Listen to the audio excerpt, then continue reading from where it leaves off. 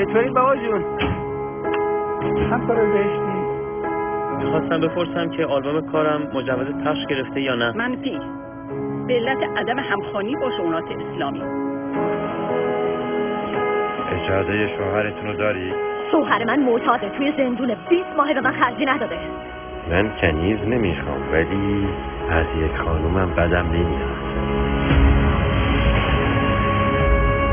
هیچ کس نمیتونه چیزی که تو به من میگی بهت بده.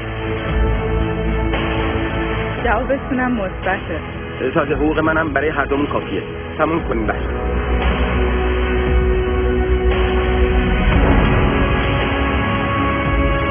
تو ضعیفه. مگه میخوای بگم سرت بزنن؟ پس یاره زلیزه. ها! بگیر اینا رو. برمیگرد تو انجا رو میباره کنار.